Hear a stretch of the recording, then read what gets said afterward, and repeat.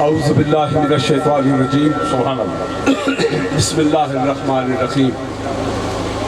چونکہ وقت قلیل ہے، بات بڑی عظیم کرنی ہے، میں آپ تمام حضرات کو ایک بات عرض کرنا چاہتا ہوں اور اس کے بعد اجازت چاہوں گا۔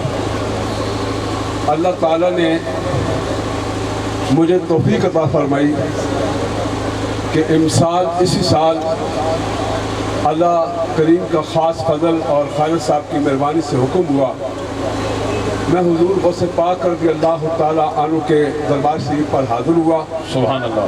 وہاں سے کربلا ملا گیا، اپنے آبا و اجداد سیدنا حضرت امام حسین کے روضہ انور پر حاضر ہوا۔ حضرت عباس علمبردار کے دربار پر پہنچا، وہاں سے نجش اشرف مولا علی مشکوک شاہ کرم اللہ وجہ الکریم کی بارگاہ میں پہنچا۔ سبحان اللہ۔ واپسی پر بغداد کے اندر ساری زیارتیں ہوئیں اور مجھے اللہ تعالیٰ نے حضرت امام موسیٰ کاظم رضی اللہ تعالیٰ عنہ کے دربار پر جانے کا شرف بخشا۔ بس چھوٹی سی بات میرے پیر بھائی دور دراز سے تشریف لائے ہیں، بات وہی کہنی ہے جو انشاءاللہ تعالیٰ سب کے لیے ہے۔ حضرت امام موسیٰ کاظم رضی اللہ تعالیٰ عنہ کے زمانے میں دجلہ کے اندر طوفان آ گیا، تمام دجلہ کے دائیں بائیں کناروں پر رہنے والے لوگ جناب موسیٰ کاظم کے پاس حاضر ہوئے، لیکن اتفاق سے آپ کے لولا فرما رہے تھے، آپ کے جو خادم تھے، یہاں بہت سارے سجادہ نشین حضرات تشریف فرما ہیں، خلفاء حضرات تشریف فرما ہیں، گل خاصاں دی آما آگے تو نہیں مناسب کرنی، لیکن چونکہ ہر سجادہ نشین چاہے وہ چورا شریف سے، چاہے وہ بابلی شریف سے، یا حضور قبلہ ایوب جان صاحب مقدس اللہ عالی ہیں، اللہ کے فضل و کرم سے جانتے بھی ہیں، میں پہچانتا بھی ہوں، اور میرے پیر بھائی حضرت صوفی دوست محمد صاحب ہوں یا جتنے خلفاء حضرات ہیں تشریف رکھتے ہیں، سب جانتے ہیں۔ یہاں میری بات کرنے کا مقصد یہ ہے کہ جب آئے تو کیمرہ فرما رہے تھے جو آپ کا خادم تھا، اس نے کہا کیا بات ہے؟ انہوں نے کہا حضور درائے دجلہ کے اندر اتنا سخت طوفان آیا کہ ہمارے گھر بہہ جا رہے ہیں اور ہم اجڑ رہے ہیں، تو آپ کی خدمت میں حاضر ہوئے ہیں کہ آپ دعا فرمائیں درائے دجلہ کا رخ دوسری طرف ہو جائے اور ہمارے گھر بچ جائیں۔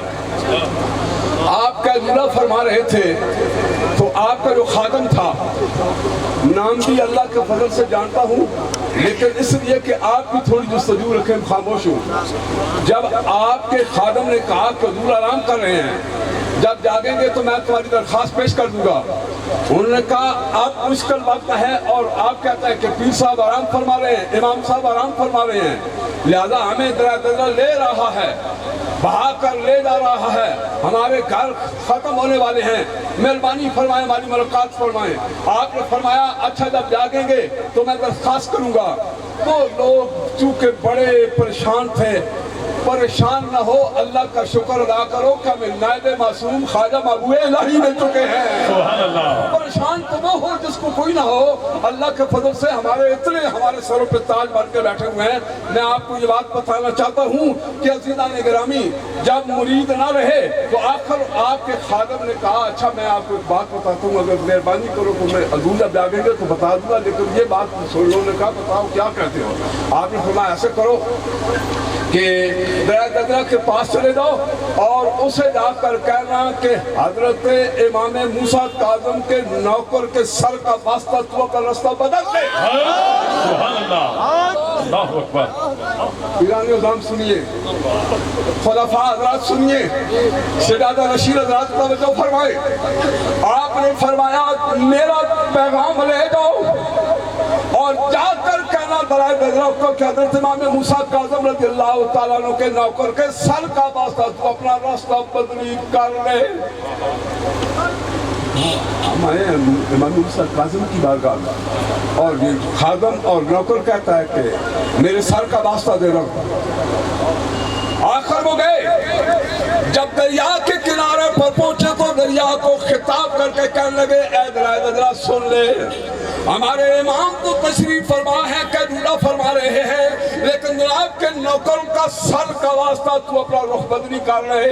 عزیزان گرامی جب درہ دجلہ کے سامنے سرکار کے نوکر کا ذکر کیا تو درہ دجلہ کا رخ بدلی ہو گیا.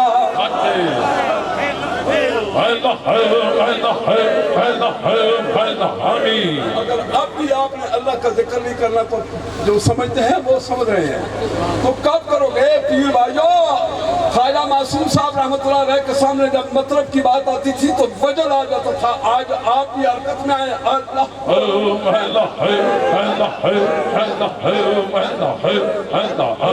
کیونکہ ٹائم نہیں. جب دریائے نے دکھ بدلا وہ مٹھائیاں لے کر امام موسیٰ کاظم کی بارگاہ میں آئے. فرمائے کیسے آئے ہو؟ حضور والا دریا نے ہمیں ڈھا لگا دی, ہم مر رہے تھے لیکن ہمیں اللہ کے فضل و کرم سے آپ کے خادم نے جو وظیفہ بتایا دریا کے سامنے پیش کیا, دریا چلا گیا. آپ نے اپنی مرید کو بلایا, فرمایا تو نے کیا کیا ہے؟ یہ جتنے خلفاء حضرات ہیں, یہ جتنے میرے پیر بھائی ہیں, دور نزدیک سب سننے والے, مولانا ناصر شاہ صاحب تمام سادات نام جو تشریف فرمایا سنیے. وہ مرید کہنے لگا حضور والا نہ مجھے اپنی نمازوں پر ناز, نہ مجھے اللہ اللہ کرنے پر ناز, اور نہ میرے پاس کوئی ایسا عمل ہے جو میں پیش کر سکتا. ہاں حضور والا میں ایک کام ضرور کرتا تھا, واسطہ تو میں نے اپنے سر کا دیا لیکن سر میرا ہے, لیکن میرے سر پر کیا تھا؟ آپ نے فرمایا حضور والا جب آپ جوتے اتارتے تو جتنی دیر تک آپ آرام کرتے تو اتنی دیر وہ میں جوتے اٹھا کے سر پہ باندھ لیتا تھا. میں نے دریا کے سامنے اپنا سر پیش کیا. حضور والا میں نے اپنا سر پیش نہیں کیا بلکہ میں نے تو تیرے جوتوں کا واسطہ پیش کیا. سبحان اللہ. کیا ہوا؟ تیرے جوتوں کو صدقے اللہ رب العالمین نے میری لاز رکھ لی. ارے جن کے جوتوں کی یہ شان ہے, جن کے جوتوں کا یہ کمال ہے تو مانو نا. اس لیے اعلیٰ حضرت نے فرمایا تھا کہ یہ جوتا مرشد کا اٹھانا, یہ نالین مبارک کا سر مبارک پہ رکھنا کیا ہے؟ اگر چاہتے ہو کہ خواجہ معصوم رحمۃ اللہ تعالی علیہ کا فیض ملے, اگر چاہتے ہو کہ خواجہ صاحب کا ہمارے پر کرم ہو جائے, تو فرمایا جو سر پہ رکھنے کو نالے پاک مل جائے حضور, تو پھر کہیں گے کہ ہاں تاجدار ہم بھی ہیں. اور آج سے 20 سال پہلے, آخری بات, جب بھی یہاں پہ آنا ہوا میں نے یہ کہا لوگو اور میرے پیر بھائیوں پریشان نہ ہو, میں نے بڑے قریب ہو کر خواجہ صاحب کو مکہ المکرمہ کے اندر دیکھا, مدینہ منورہ کے اندر میں نے دیکھا, اور اللہ کا لاکھ لاکھ شکر کہ جتنی سعادت مجھے اللہ رب العالمین نے خواجہ صاحب کے ساتھ عمرہ کے ساتھ نصیب فرمائی ہے, شاید ہی میرا پیر بھائی کوئی ایسا ہو جس کو یہ سعادت نصیب ہو. مکہ کے اندر میں نے دیکھا, مدینہ کے اندر میں نے دیکھا, ملک پاکستان کے اندر دیکھا, کراچی کے اندر دیکھا, چکوال کے اندر دیکھا, سرگودا کے اندر دیکھا, آستانہ آریہ وادی عزیز شریف پر دیکھا. عزیزان گرامی میں یہ کشمیر کی چوٹی پہ کھڑے ہو کر سید کا پتر ہو کر آپ کو بتا رہا ہوں. عزیزان گرامی یہ وجود تو بظاہر خواجہ محبوب الہی کا ہے لیکن حرکتیں خواجہ معصوم کی.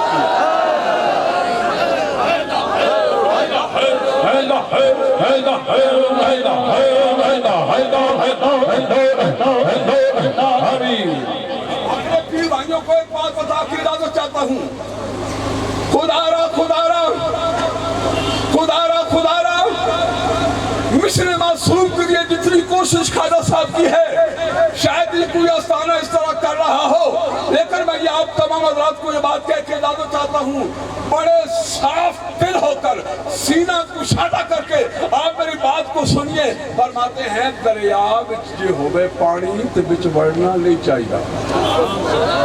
دوستو صاحب دریا وچ ہوئے پانی, شیخ یوسف صاحب دریا وچ ہوئے پانی تے وچ وڑنا نہیں چاہیے.